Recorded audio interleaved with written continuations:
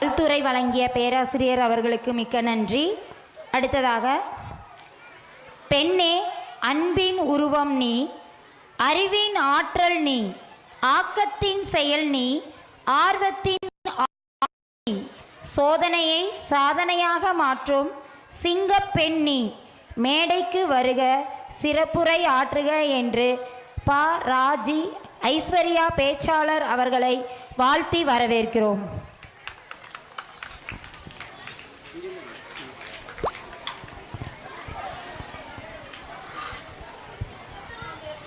முத்துத்தமிழ் நித்திரை இழுமையின் துணை சொத்துத்தான், முத்துத்தமிழ் நித்திரை இழுமையின் துணை சொத்துத்தான் புத்துலகம் செல்ல சித்திர புறவியாகும் புத்துவ பழக்கு எத்தகு வேளையிலும் புத்துணர்வு தரும் அத்தர் பழமொழி தாய் தமிழுக்கு முதல் வணக்கம்.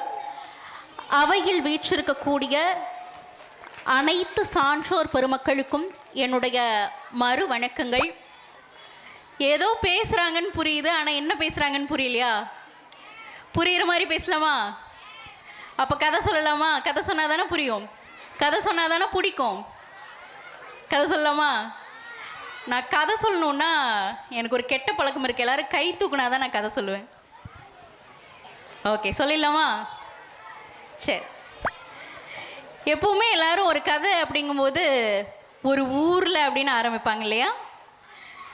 ஆமாம். ஆனால் நம்ம ஒரு காட்டில் அப்படின்னு ஆரம்பிக்கலாமா? அதுவும் எல்லோரும் சொல்கிறது தான். ஒரு பாலைவனத்தில் ஆரம்பிக்கலாமா? ஆரம்பிக்கலாம். ஒரு பாலைவனத்தில் ஒரு குட்டி ஒட்டகம் இருந்துச்சான். அந்த குட்டி ஒட்டகத்துக்கு தாங்கிட்ட இருக்கிற எதுவுமே சரியா இல்லை அப்படின்னு தோணுமா. என்ன சரியா இல்லை அப்படின்னு கேட்கும்போது அவங்க அம்மா கிட்ட போய் அழுதுகிட்டே சொல்லுமா, அம்மா எனக்கு இந்த கால் பாதம் பிடிக்கவே இல்லைம்மா, எனக்கு என்னுடைய உடம்பு பிடிக்கவே இல்லை அப்படின்னு சொல்லுமா. அவங்க அம்மா, டேய் என்ன உளறிட்டுருக்குற போ அப்படின்னு சொல்லி அனுப்பிச்சி வச்சுருவாங்களாம். அப்போது ஒரு முறை ஒரு அக்கா கிட்ட போய் இந்த மாதிரி என்னுடைய கால் பாதம் பிடிக்கலை அப்படின்னு சொல்லியிருக்குது. கால் பாதம் ஏன் பிடிக்கல, உனக்கு எந்த மாதிரி கால் பாதம் வேணும் அப்படின்னு சொல்லும் பொழுது எனக்கு நாய்க்குட்டி மாதிரி சின்ன பாதம் வேணும் அப்படின்னு சொல்லிச்சான். யோசிச்சு பாருங்களேன், அவ்வளோ பெரிய ஒட்டகம் நாய்க்குட்டி மாதிரி சின்ன பாதம் இருந்தால் என்ன ஆகும்? கீழே விழுந்துரும்.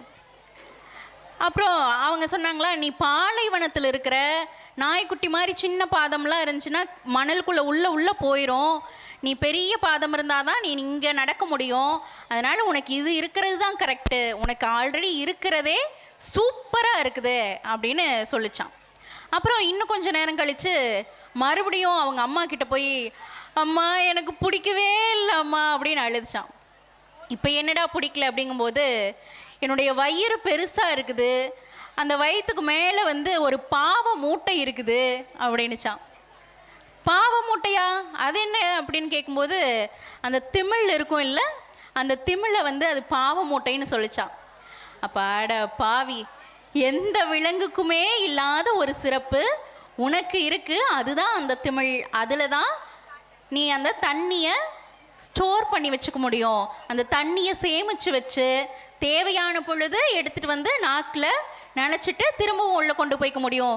இது எந்த விலங்குக்காவது இருக்குமா? இந்த சிறப்பு எந்த விலங்குக்காவது இருக்குமா? இப்படிப்பட்ட ஒரு சிறப்பு உனக்கு இருக்குது, நீ ஏன் உனக்கு எதுவுமே இல்லைன்னு நினச்சிக்கிற அப்படின்னு அது கேட்டுச்சான். அந்த திருந்தாத ஒட்டகம் இன்னும் கொஞ்சம் தூரம் போயிட்டு திரும்பியும் மறுபடியும் அம்மா கிட்ட என்னென்ன எழுதிருக்கோம், திரும்பவும் எனக்கு பிடிக்கவே இல்லை அம்மான்னு அழுதுச்சான். அப்போ ஒவ்வொன்றா சொல்லுது, எனக்கு இந்த மாதிரி நாக்கு கண் இதெல்லாம் பிடிக்கல அப்படின்னு சொல்லும் பொழுது அவங்க அம்மா ஒரே வார்த்தையில் ஆஃப் பண்ணுது, உனக்கு எல்லாமே ரொம்ப நல்லா கிடச்சிருக்கு, எல்லாமே நீ இந்த சூழலில் தகவமைத்து கொள்வதற்காக வடிவமைக்கப்பட்டவை தான் இது எல்லாமே. அப்போ உனக்கு எல்லாமே நல்லா கிடச்சிருக்குது, கடவுள் உனக்கு எல்லாத்தையுமே ரொம்ப அழகாக கொடுத்துருக்காரு அப்படின்னு சொல்லிச்சான். இப்போ அதே மாதிரி தான் அரசு பள்ளி வறுமைக்குரிய பள்ளின்னு சொல்லியே நம்மளை பழக்கி வச்சுட்டாங்க.